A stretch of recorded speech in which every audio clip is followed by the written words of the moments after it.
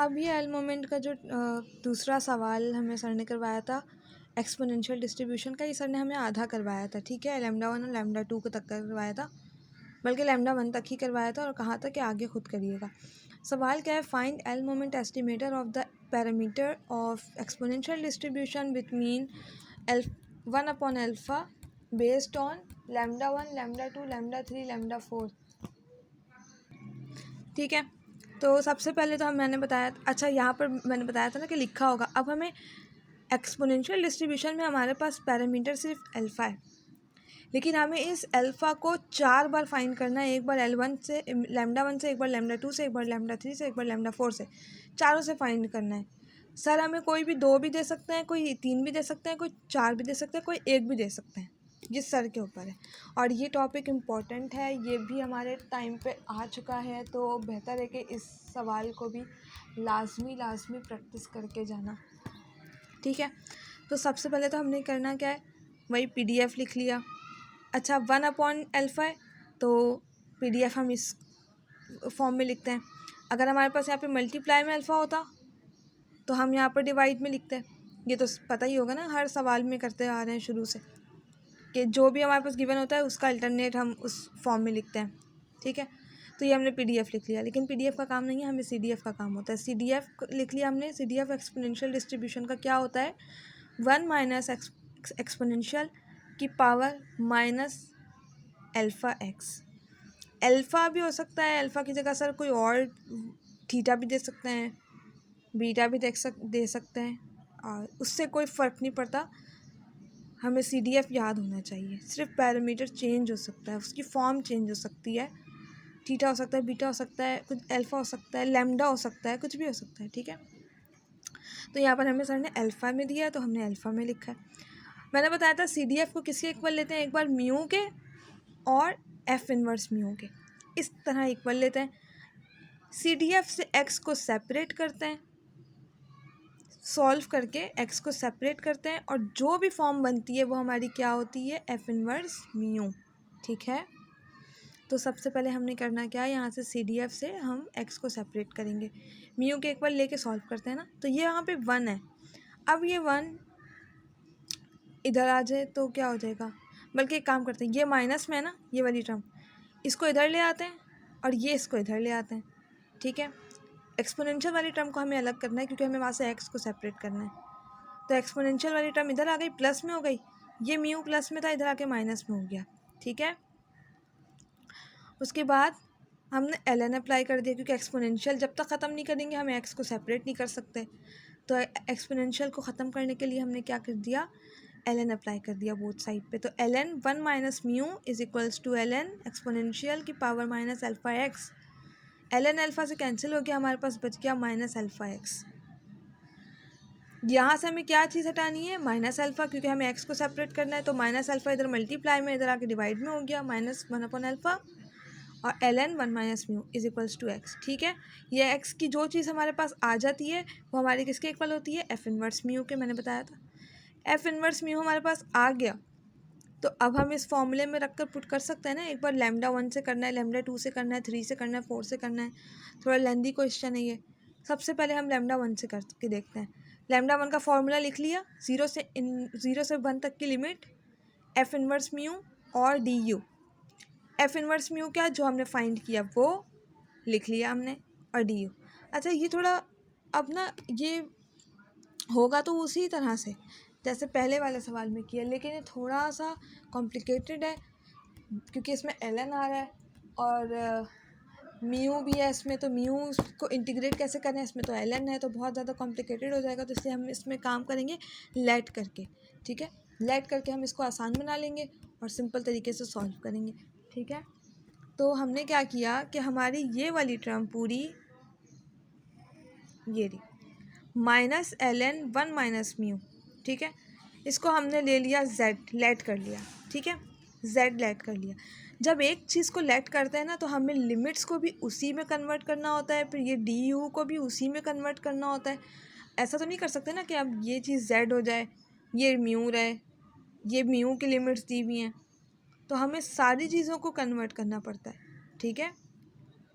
तो हमने सबसे पहले तो इसको z के इक्वल ले लिया, ये z हमारे पास आ गया। 1/α वैसे ही छोड़ दिया, सिर्फ इसको z के इक्वल लिया। अब यहाँ से माइनस हटाना है, तो माइनस हटाने अब हमें du चाहिए, ठीक है। du फाइंड करना है, du को कन्वर्ट करना है। तो du को कन्वर्ट करने के लिए क्या करेंगे, यहाँ से म्यू को सेपरेट करेंगे और फिर उसका डेरिवेटिव ले लेंगे, तो ये du बन जाएगा।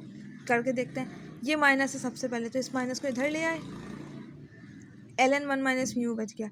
ln को कैंसिल करने के लिए क्या करते हैं, एक्सपोनेंशियल लगाते हैं, बोथ साइड पे एक्सपोनेंशियल लगाया, ये पावर में आ गया एक्सपोनेंशियल माइनस z, यहाँ पर एक्सपोनेंशियल ln से कैंसिल हो गया, 1 माइनस म्यू बच गया, ठीक है। ये रहा 1 माइनस म्यू बच गया। अब ये माइनस का म्यू इधर आ गया, ये इधर आ गया, तो ये 1 माइनस एक्सपोनेंशियल माइनस z हो गया, और ये माइनस का म्यू इधर आके प्लस का म्यू हो गया। म्यू आ गया अब हमारे पास, इसका डेरिवेटिव ले लेते हैं। तो डेरिवेटिव लें इसका, तो डी यू हो गया, और 1 का डेरिवेटिव 0, क्योंकि यहाँ पे कांस्टेंट का जो भी डेरिवेटिव लेते हैं वो 0 आ जाता है, तो 0 आ गया। ये माइनस वैसे ही रहा। एक्सपोनेंशियल का डेरिवेटिव जब हम लेते हैं, हम विद रिस्पेक्ट टू z ले रहे हैं यहाँ पर, ठीक है। अगर डी यू लेते हैं ना, तो यहाँ पर भी हम यहाँ पर एक u, ये वाली टर्म भी हमारी 0 हो जाती। हम विद रिस्पेक्ट टू म्यू नहीं ले रहे, ठीक है, विद रिस्पेक्ट टू z ले रहे हैं, क्योंकि हमें डी यू बनाना है। डी यू बनाया हमने, ये वाली टर्म 0 आ गई, यहाँ पे z की कोई टर्म नहीं है तो 0 हो गई, यहाँ पर z है, तो एक बार एक्सपोनेंशियल की टर्म पूरी वैसे ही आ जाती है, और एक बार पावर का डेरिवेटिव लेते हैं। डेरिवेटिव लेना भी आता है सबको।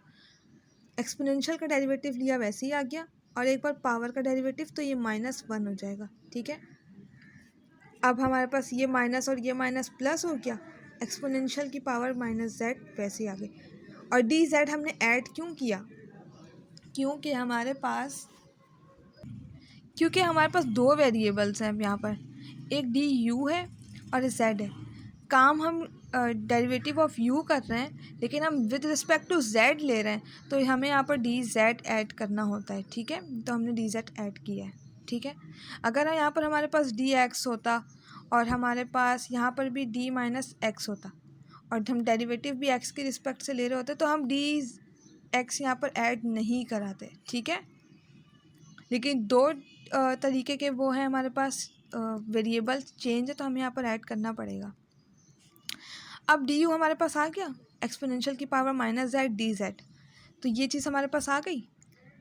इसको हमने बनाया था z, इसको हमने बना लिया z की फॉर्म में, e -z डी जेड। अब बच क्या गया, लिमिट्स को भी तो हमें z के इसमें कन्वर्ट करना होगा ना। ये लिमिट तो म्यू की है, जब हमने इनको z में, इसको z में चेंज किया, तो इसके में तो चेंज करेंगे। अब हमें z की लिमिट्स चाहिए, तो लिमिट्स के लिए काम करते हैं। देखो, एक बार हमारे पास लिमिट क्या है, 0 म्यू की, और एक बार 1 की। तो हमने जो z हमने वो किया था, लेट किया था, ये z, यहाँ पर म्यू पे एक बार 0 रखेंगे, एक बार 1 रखेंगे, और जो आएगा वो हमारी z की लिमिट बन जाएगी, ठीक है। तो ये हमने z के जो हमने लेट किया था वो लिखा, या म्यू की जगह एक बार 0 लिखा, म्यू की जगह पे एक बार 1 लिखा। ln 1 माइनस 0, ln 1 क्या होता है, 0 होता है, तो 0 आ गया, ठीक है। z की लोअर लिमिट क्या हो गई, 0। अपर लिमिट के लिए करते हैं, तो ln 1 माइनस 1 0, ln 0 हमेशा इन्फिनिटी होता है, ठीक है, तो हमने इन्फिनिटी कर लिया। तो z की लोअर लिमिट 0 आ गई, अपर लिमिट इन्फिनिटी आ गई। हमारे पास सारी चीज़ें आ गई, लिमिट्स भी आ गई, ये भी आ गया, डी यू को हमने जो कन्वर्ट किया, और z भी आ गया। अब हम जो इक्वेशन 1 हमने कहा था, ये वाली, इसमें हम पुट कर देते हैं सारी चीज़ें। Putting values in equation number 1। Equation 1 हमारे पास ये थी ना, 0 से 1 माइनस 1/α ln 1। तो हमने इसको क्या लिया था, z, इसको हमने क्या लिया था, ये रहा e की पावर -z और डी जेड। डी यू की जगह पे भी लिख दिया, 1/α वैसे ही रहा, इसकी जगह पूरे z आ गया, माइनस ln 1/μ z के इक्वल था। और लिमिट्स हमने क्या कर ली, चेंज कर ली, तो 0 से इन्फिनिटी तक की लिमिट्स हमने पुट कर दी, ठीक है। अब देखो यहाँ पर काम बड़ा आसान हो गया, जब ये सारी चीज़ें आ गई। अगर मैं यहाँ पर अब देखो ये ना गैमा डिस्ट्रीब्यूशन बन रहा है हमारे पास। गैमा डिस्ट्रीब्यूशन जब बन रहा होता है ना तो हम क्या करते हैं, उसके एक बार ले लेते हैं। गैमा डिस्ट्रीब्यूशन बनने के लिए सिर्फ यहाँ पर एक चीज़ की कमी नज़र आ रही है। यहाँ पे अगर मैं 2 - 1 कर दूँ तो ये कोई फ़र्क पड़ेगा? 2 - 1 का मतलब 1 ही होता है, और यहाँ पर है भी 1 ही, पावर में 1 है ना। ये रहा z = z 2 - 1। इन दोनों में कोई फ़र्क है? नहीं है। 2 - 1 1 ही होता है, यहाँ पे भी तो 1 है। ठीक है, तो इस फॉर्म में लिख लिया मैंने, ये रहा।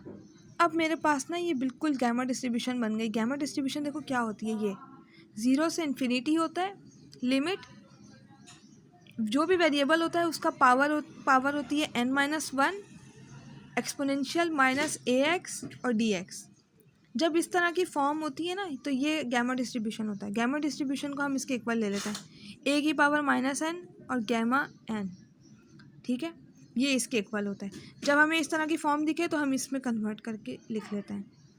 तो यहाँ पर अब देखो n और a क्या है हमारे पास, देखो यहाँ पर क्या लिखा हुआ है, x यहाँ पर क्या है हमारे पास, z की सूरत में।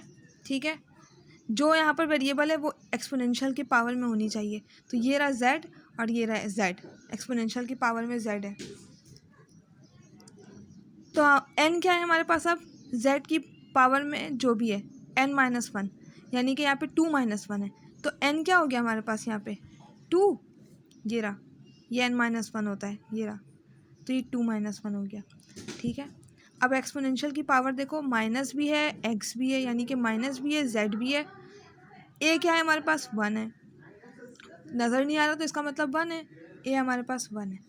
तो अब जब हमारे पास ये पूरी टर्म हमें पता है कि गैमा डिस्ट्रीब्यूशन बन रही है, तो हम इसमें कन्वर्ट कर लें। तो हम लिखेंगे कंपेयरिंग गैमा डिस्ट्रीब्यूशन, और यहाँ पे हम पुट कर देंगे ये चीज़ जो कांस्टेंट है उसको वैसे ही लिख दिया 1/α। बाकी पूरी चीज़ गैमा डिस्ट्रीब्यूशन बन रही थी, हम उसको कन्वर्ट कर लेंगे इसमें। तो a की पावर a क्या है हमारे पास 1 है, तो 1 की पावर अगर हम -2 में यहाँ पर लिखूँ तो मुझे कोई फ़र्क नहीं पड़ेगा, 1 की पावर जो भी होती है वो 1 ही होता है। तो मैंने यहाँ पर 1 नहीं लिखा, 1 शो नहीं करते। ठीक है, तो डायरेक्ट ये पुट किया गैमा, और n क्या था हमारे पास, ये था n जो भी वेरिएबल n-1 होता है ना, तो n क्या था 2, तो हमने 2 लिख लिया।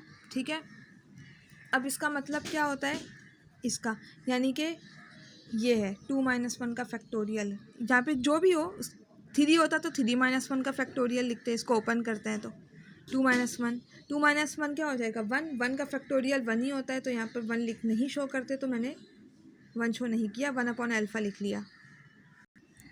ठीक है, तो मेरे पास 1/α आ गया λ1। ठीक है, अब λ1 आ गया, तो मैंने बताया था कि λ1 जब आ जाता है तो हम क्या करते हैं, λ1 को L1 के इक्वल लेके सॉल्व करते हैं।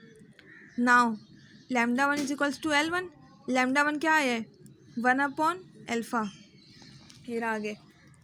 λ1 क्या था, λ1 = L1 लिखा, λ1 की वैल्यू हमारे पास आ गई 1/α, जो हमने अभी सॉल्व किया। अब 1/α हमें अल्फ़ा फाइंड करना है ना, एक्सपोनेंशियल डिस्ट्रीब्यूशन का पैरामीटर क्या है अल्फ़ा। ये L1 इधर आ जाएगा, ये अल्फ़ा इधर आ जाएगा, 1/L1 और अल्फ़ा कैप। तो ये हमारे पास क्या आ गया। अगर सर यहाँ तक दें कि सिर्फ बेस्ड ऑन λ1, तो हम सिर्फ यहाँ तक काम करेंगे। ठीक है, तो हमने पैरामीटर का एल मोमेंट फाइंड कर लिया एक्सपोनेंशियल का एक बार λ1 से। अब सर ने कहा λ2 से भी करें, λ3 से भी करें, λ4 से भी करें, तो अभी हम उसका आगे करते हैं।